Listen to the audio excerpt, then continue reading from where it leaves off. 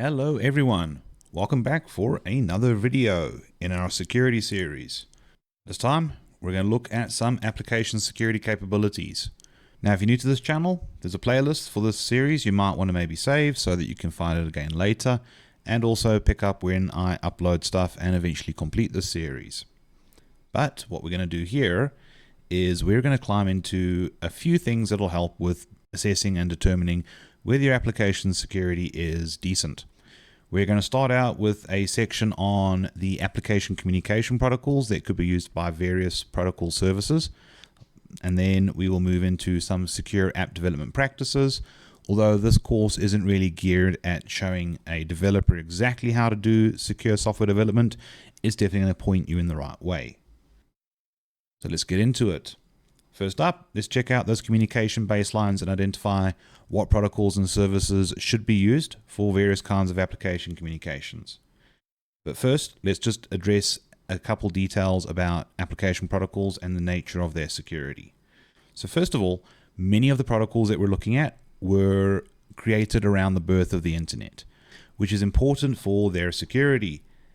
There were some assumptions back then about security, like networks were fully trusted, and that endpoints were trusted as well, and that shoulder surfing, in other words somebody watching over your shoulder what you're up to, was your biggest threat.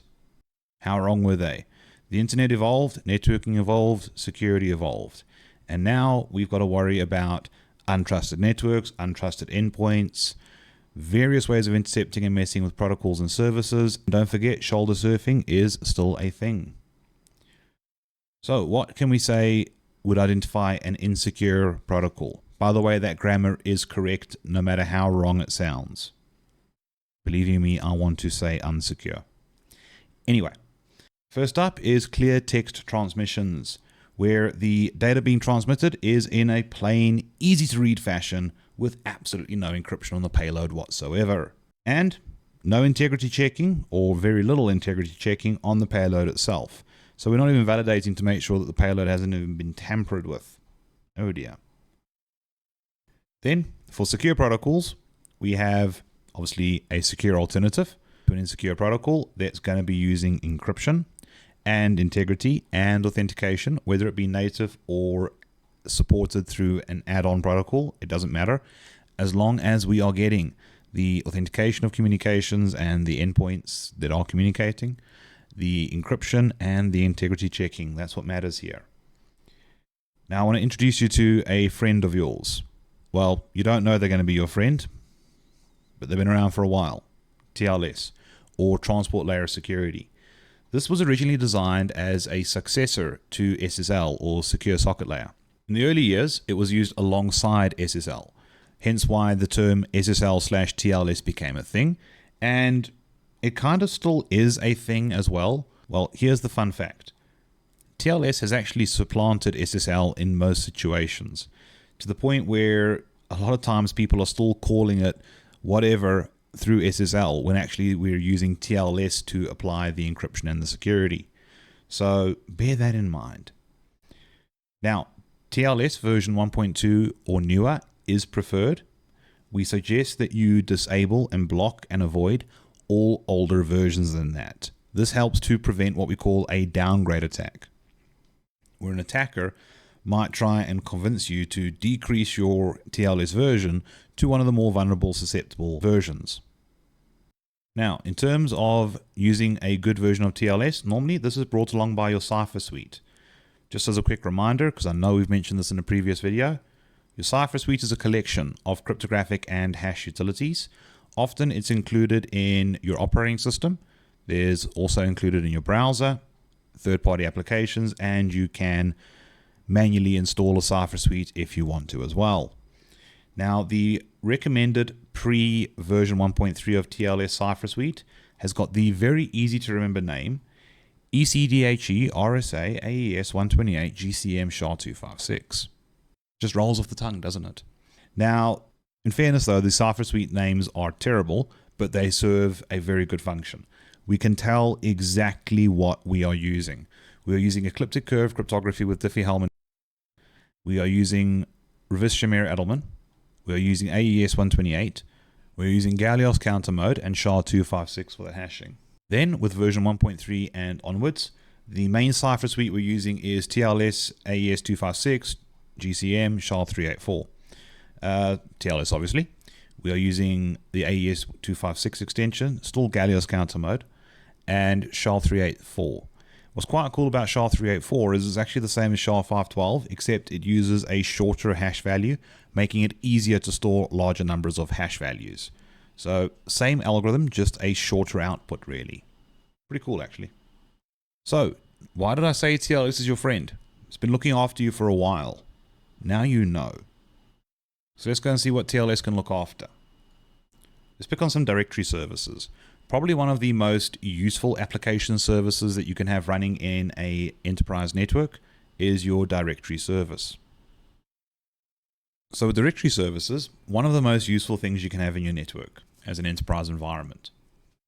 The reason why is because we use it to create an administrative domain. It is literally the thing that we are running on the server that we call a domain controller. And the way it organizes and structures our environment is it categorizes, arranges, and organizes all the things that make up an enterprise environment. First up, we've got the subjects. Subjects are users, computers, and services. Then we have our objects, which are usually files and directories. And finally, the permissions that are used for the subjects over the objects. And it's going to do a nice job of giving us an easy way of organizing, structuring, controlling access, and even applying useful things like maybe policy settings onto the machines within our environment. But due to its usefulness, and obviously the amount of information about how the organization is structured, it is very frequently targeted by attackers. Now, there are two main protocols that you would like to be using for this. You've got the Lightweight Directory Access Protocol on TCP/IP port 389 and LDAP-S. Surprise, surprise, the S at the end is for the encrypted secure version that's using SSL TLS, or TLS specifically. And that runs on port 636. Yes, you want to try and remember these port numbers for this exam. Believe you me, anytime a course or a certification of any kind mentions application services and their port numbers, you want to be memorizing them. The good news is there's 65,535 port numbers and you don't need to memorize them all. Moving along though, let's talk about the Simple Network Management Protocol, which operates mostly on port 161, although some of its operations can take place on port 162. So SNMP, or the Simple Network Management Protocol's primary job is to monitor network appliances and provide feedback to a monitoring server called a network monitoring system. The way it works is we've got the server, or a client even, that is going to run an NMS service. And that NMS service can send queries through the SNMP protocol to an agent application running on a network appliance. The agent application then engages with a data store on the appliance called the Management Information Base, or the MIB object, which is used to keep a variety of performance telemetry as well as configuration information. Now, seeing as SNMP can access configuration information, some bright sparks had the grand idea of making it possible that we could apply management through SNMP. In other words, I could apply config to a network appliance via this monitoring protocol. This is only available in version 3, although some appliances and vendors do support version 2C, which does support the configuration. The C is for configuration. But very, very awesome little solution. Now remember, it's a network monitoring or management system that is going to engage with the agent running on the appliance. My advice to you is this. If you're going to use SNMP, by all means start the agent, set it up and use it, but please use a good version. If you're not going to use SNMP, I want you to make sure that you go through your network and you make sure it is not running, because this monitoring information that is just being transmitted with no intended use is nothing more than useful reconnaissance data for an attacker who gains access to your network. So if you're going to use it, cool, rock it. But if you are not going to use it, lock it up. Now, 3 main versions of SNMP exist.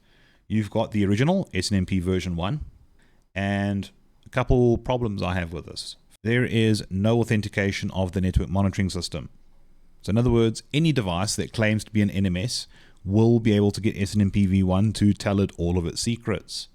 It also does absolutely zero encryption on the communication as well. So even if the attacker doesn't trick your appliance into thinking it's the NMS, the attacker can pretty easily intercept the communications. Oh dear. Then we have SNMP version 2. Slightly better, because at least here we have got the ability to do authentication of the network monitoring system, although it is off by default. So please, whichever networking vendor you're using, check out how you set up version 2 and the authentication of the NMS on version 2. But version 2 has one big weakness still, and that is there is no encryption. So the attacker can still eavesdrop over it. What I suggest is run version 3. SNMP version 3 offers authentication of the NMS, which is off by default. So same as before, check out how to set it up and set it up. But it also has encryption.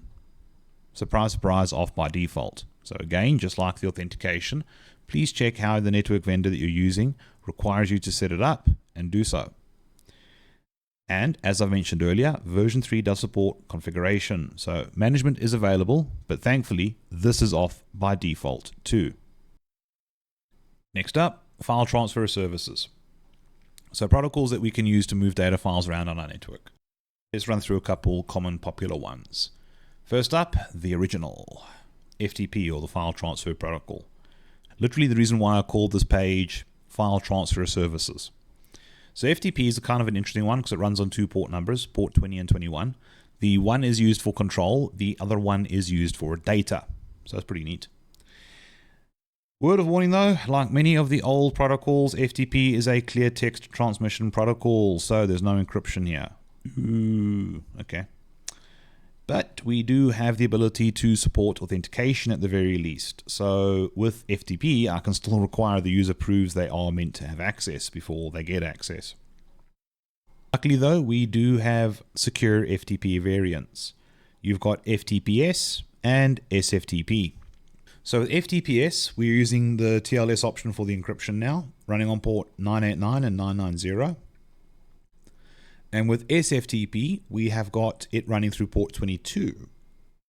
Now, for those of you who have done like a CompTIA Network Plus course or something like that, you should hopefully remember that port 22 is secure shell. And you're right. Here's a fun little tip for you.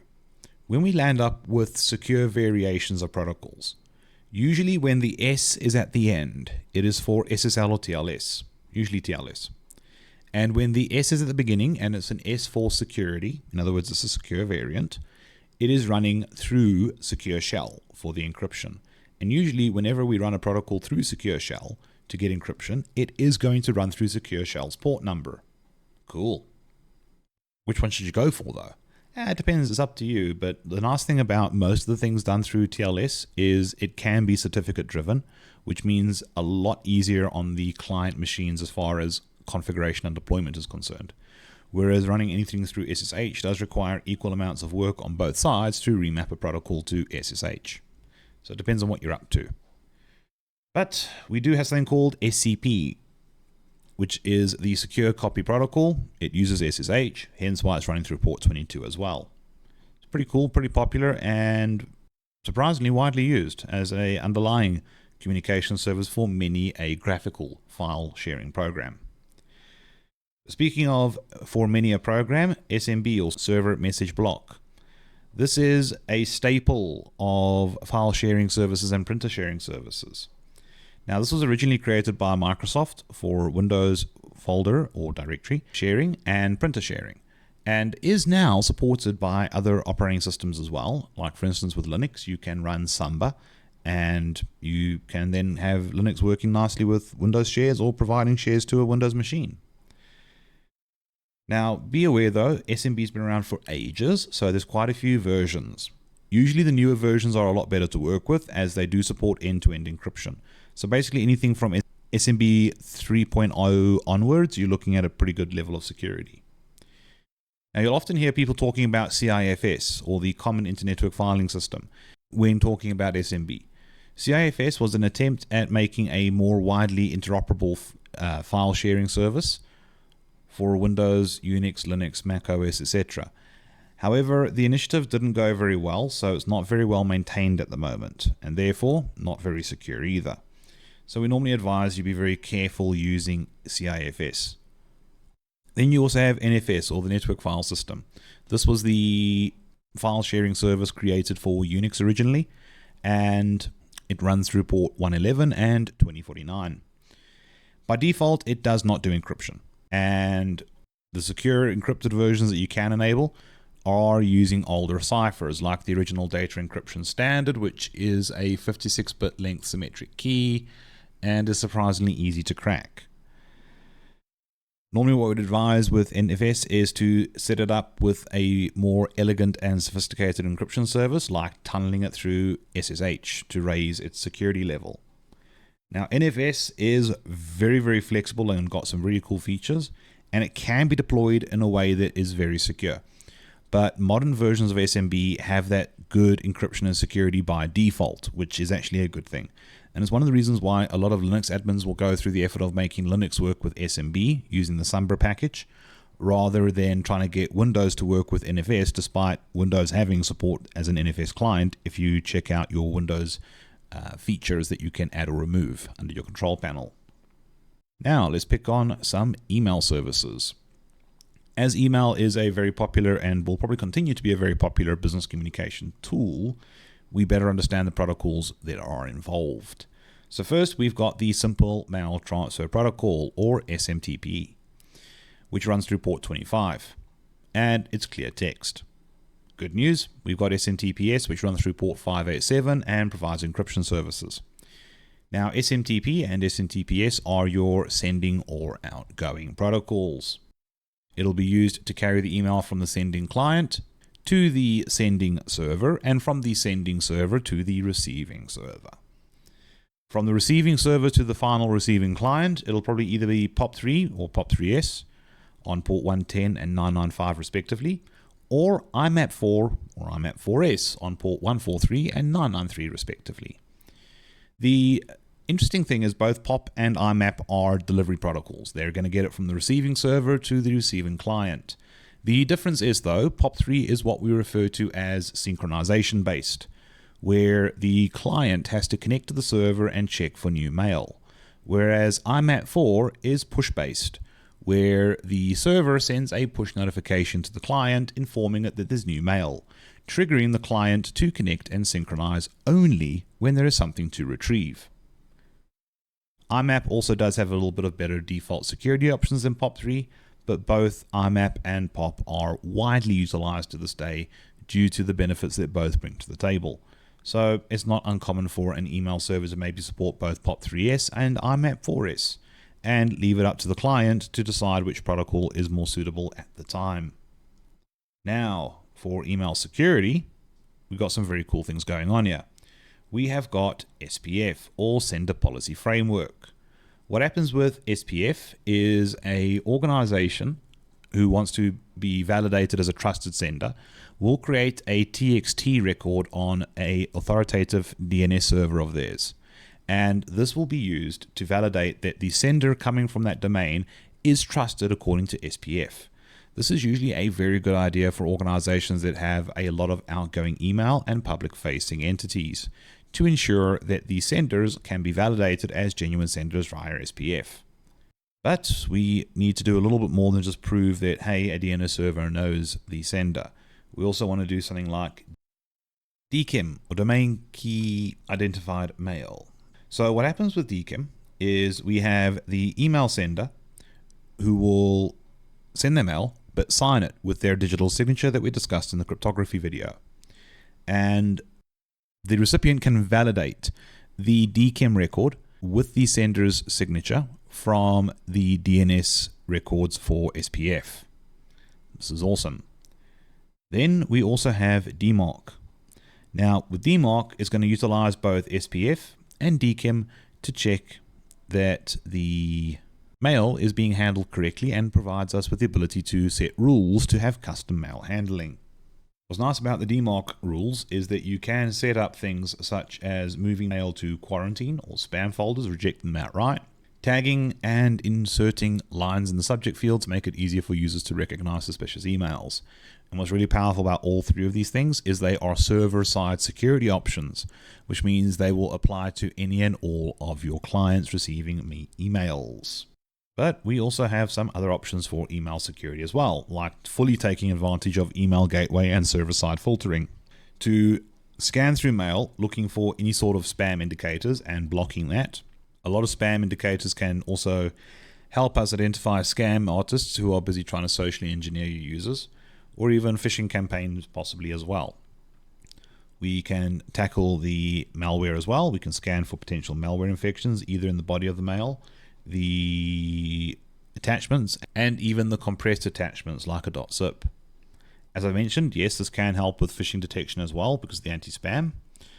Another good benefit of email server-side filtering is the possibility of having better chances at detecting business email compromise, where an attacker has gained access either to a legitimate user's email account or, better yet, the email server itself and created an account for themselves in the legit domain. But one of my personal favorite things to do nowadays is to have our email server do URL inspections to make sure that the URLs are going somewhere safe and that they match the text somewhat, and that they are also getting sanitized in case they are anything weird or suspicious, like a shortened bit.ly link or something similar. But we also have SMIMEs, or the Secure Multi-Purpose Internet Mail Extensions. So SMIMEs are a protocol for securing email communications more effectively. It supports encryption services, and it normally uses PKI, or public key infrastructure encryption, to help keep us safe. Seriously, go check out that cryptography video. It'll help a little bit here. And it also adds additional MIME headers for security data fields to the standard multi-purpose internet mail extensions to better validate and secure our email communications. All right, then we have DNS. Seeing as we're using DNS for things like SPF, we better understand what runs through port 53. Now, DNS, or Domain Name Services, is the protocol that we know is going to get us an IP address when we only know the name of something. And there are several risks associated with DNS, such as it uses UDP for transport, which makes it a bit more prone to denial of service attacks, and also some kinds of redirection.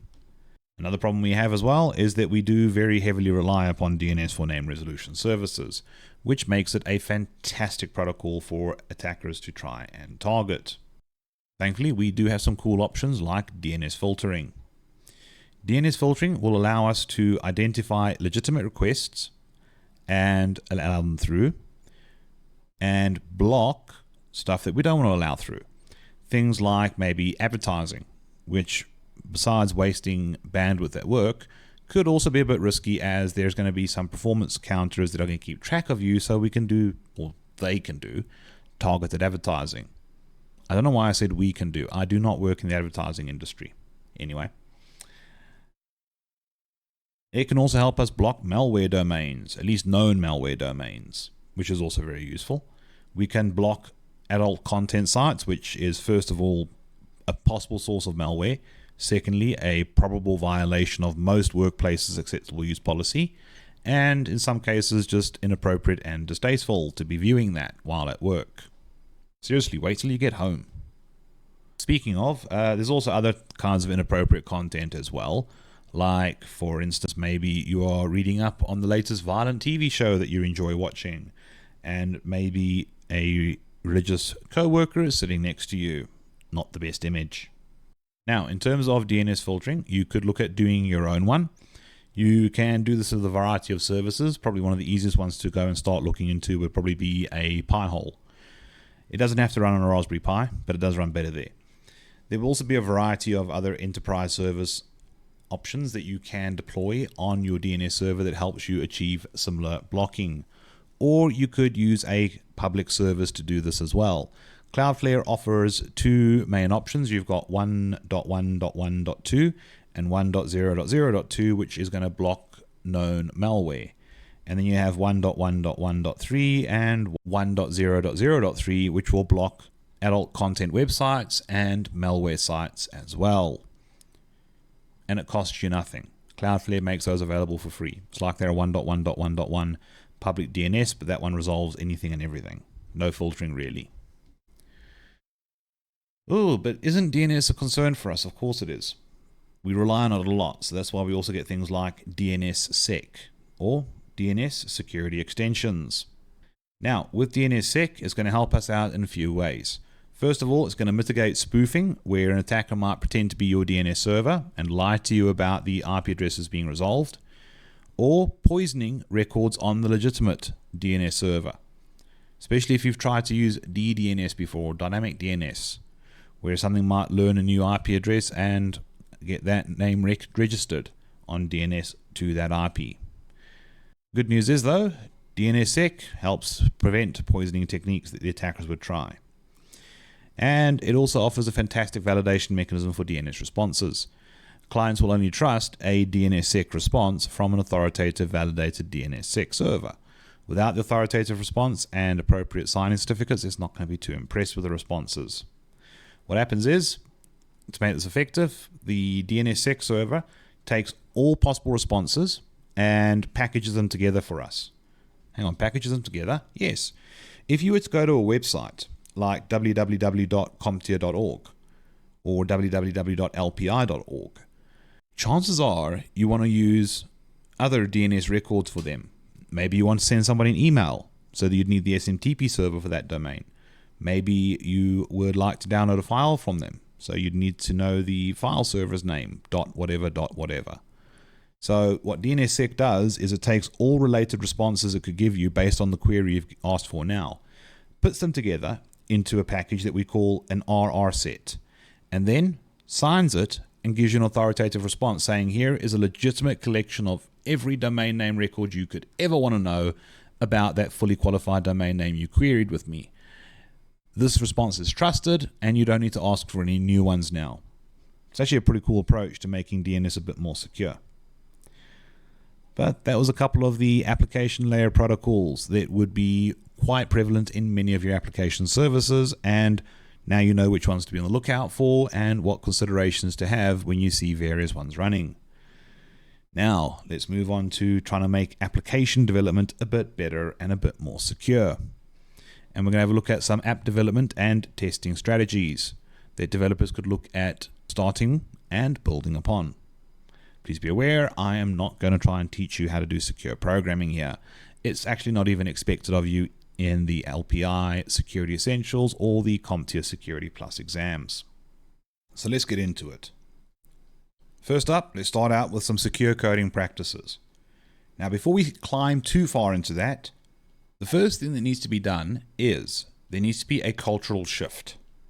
We need to try and move away from pressure to release an application until it meets a secure minimum viable product.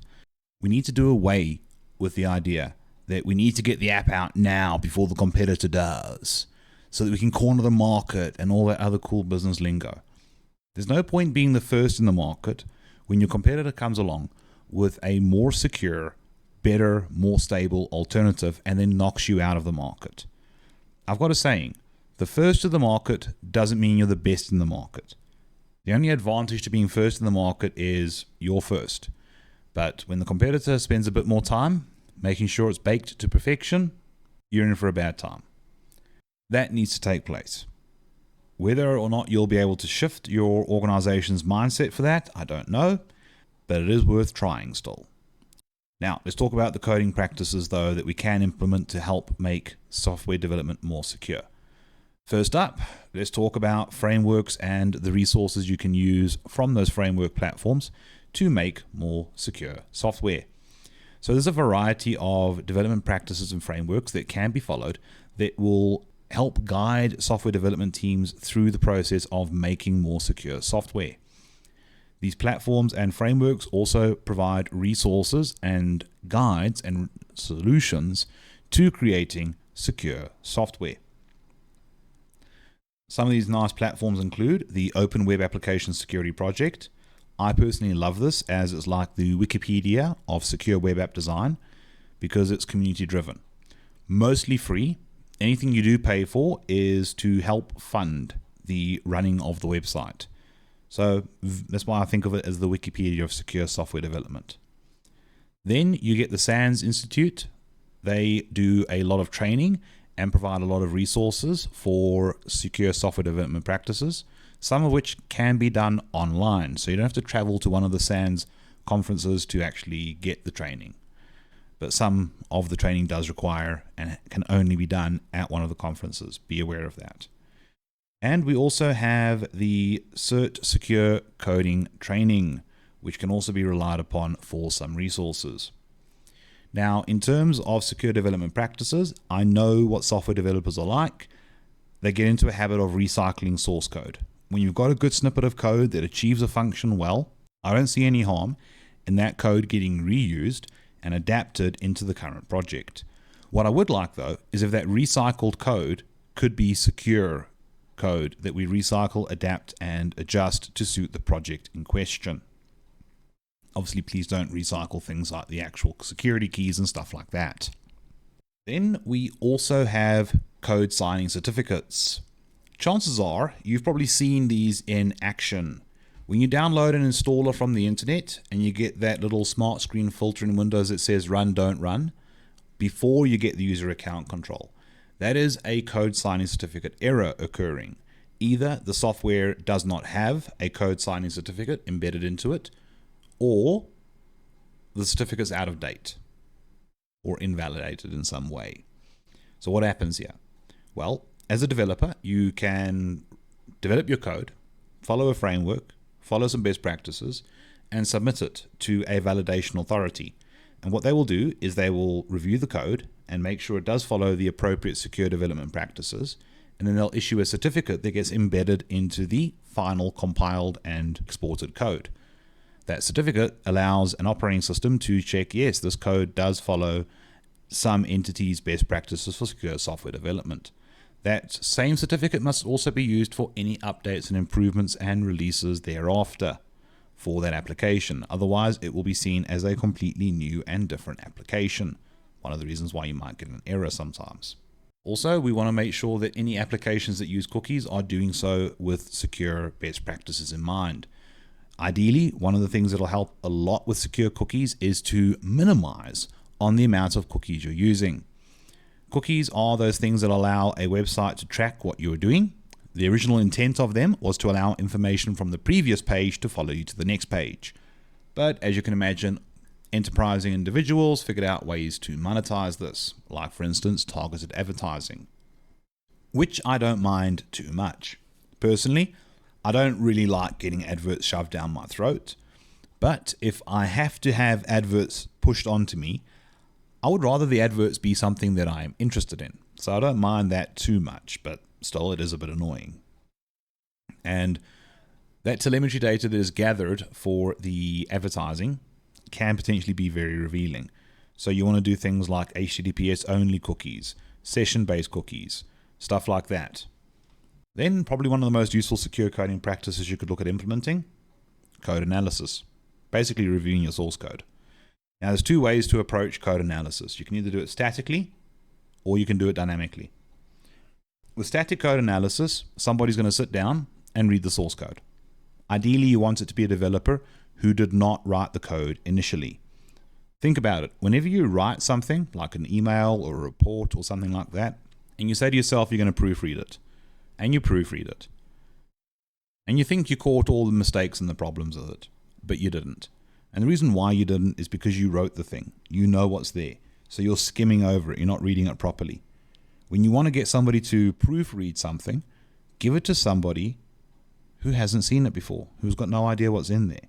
Because they're going to both read to comprehend and look for the mistakes. And the thing is, when you're reading to comprehend, you read slower. You read more attentively. You're looking properly at what you're doing.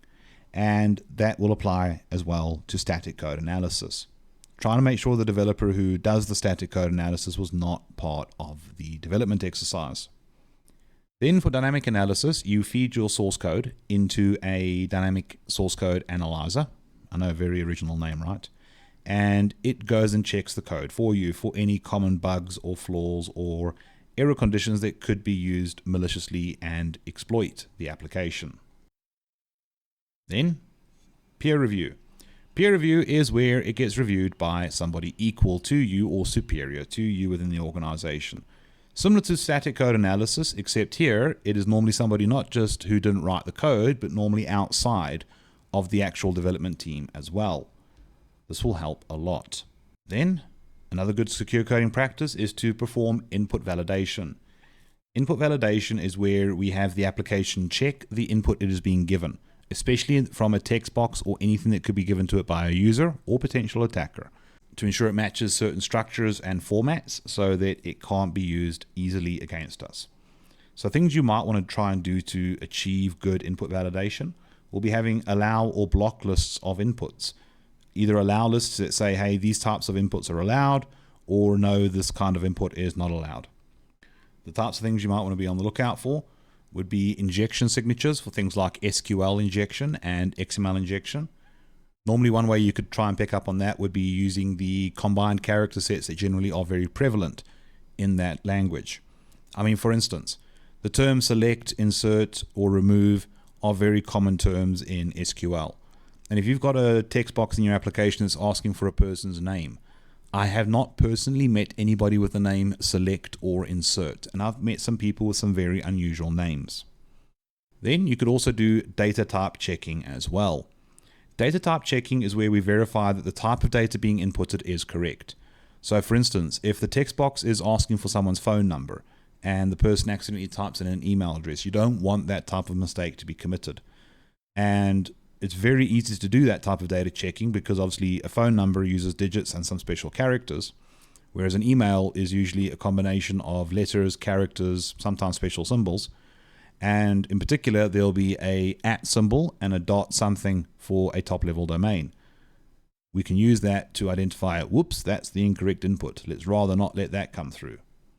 Another very good idea as well is to also do range checking on input to make sure that data inputs match a particular range.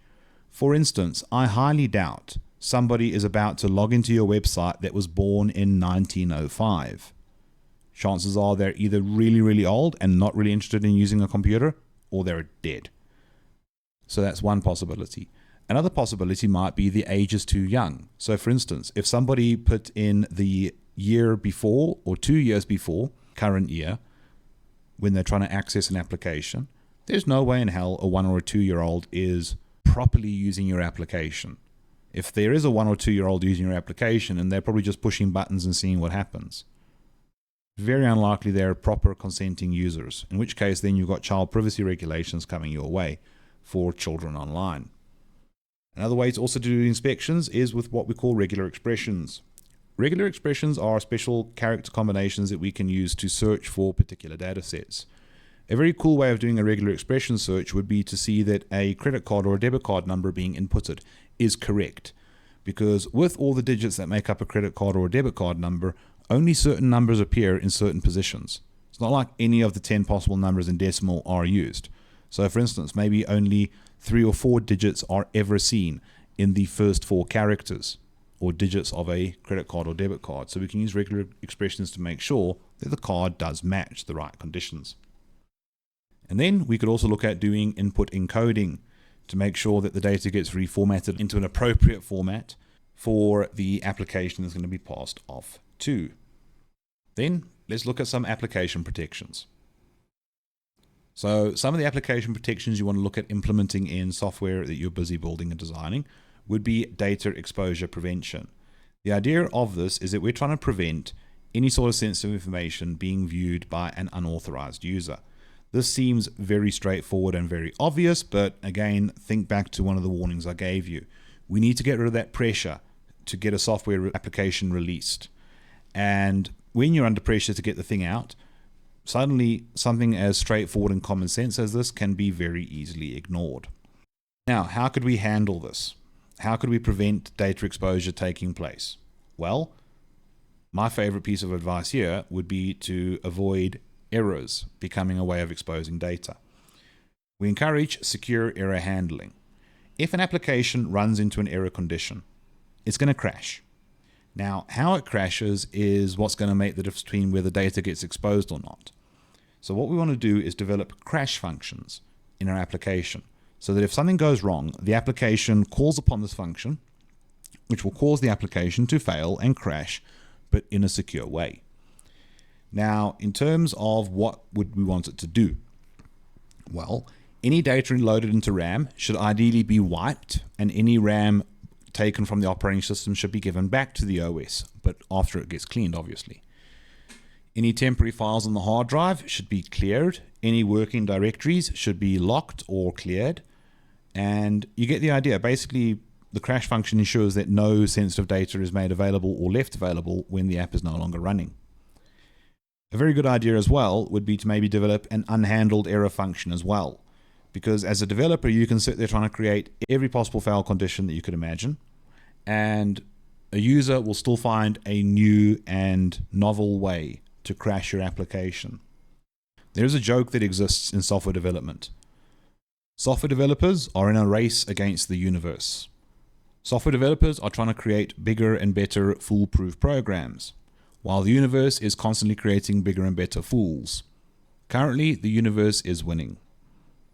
So create a function that will deal with, oh, we didn't expect that to happen, let's crash it securely. In fact, you could actually get away with making that the only crash function you need. But another good idea as well is when your application crashes, have error details being logged onto a log file rather than placing them on the GUI. Rather have on the GUI, oops, something went wrong. In fact, a lot of sysadmins out there get frustrated with new user design approaches where instead of giving you an error code that you could go and look up, it just says, oh dear, something went wrong. The idea of that actually is we don't want to expose any inner workings of the application and what the error condition was. Because for admins, yes, it's useful to know an error code. Believe me, I get frustrated by the lack of error codes nowadays as well.